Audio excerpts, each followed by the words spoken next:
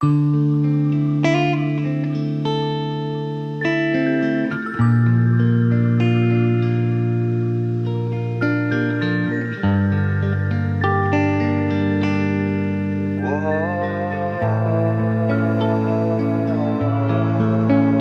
ka na makalaya, bibitawan na kita kahit alam ko na hindi ko kaya.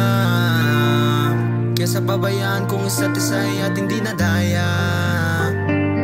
Di na ipipilit kahit alam ko na nakakahinayang, kasi di na maligaya.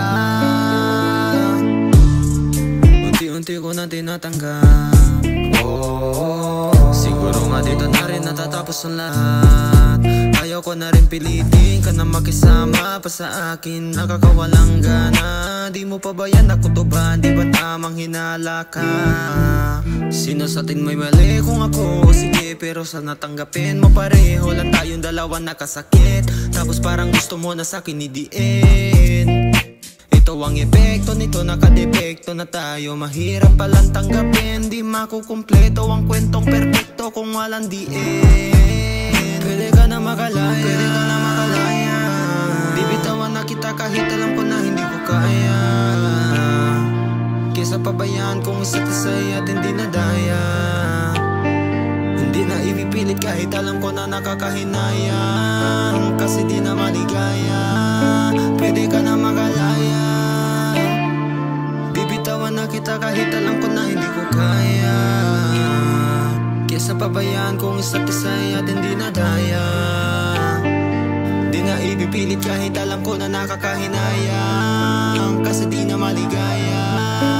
Sos, unti-unti ko na tinatanggap.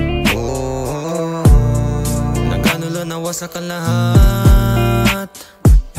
Di ko na pangatawanan na hindi kita iiwan, kaso lang hindi na kita kayang samahan pa dyan sa kadiliman. Pinagpapasalamat ko pa rin yung mga araw at gabi na naging sa'kin ka. Wala tayong magagawa, di tayo aandar kung merong ampalyadong makina. Kisa naman lokohin ko sarili kong ayusin ang mga bagay na sira na.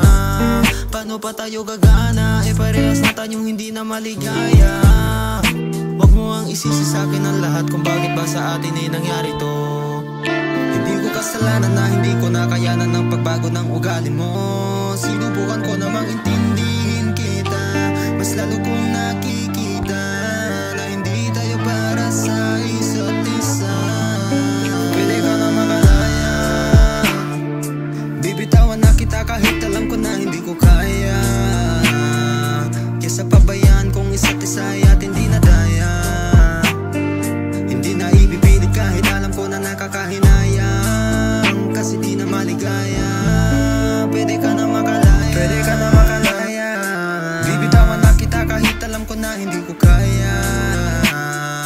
Kesa pabayaan kung isa't isa at hindi na daya. Hindi na ipipilit kahit alam ko na nakakahinayang, kasi di na maligaya.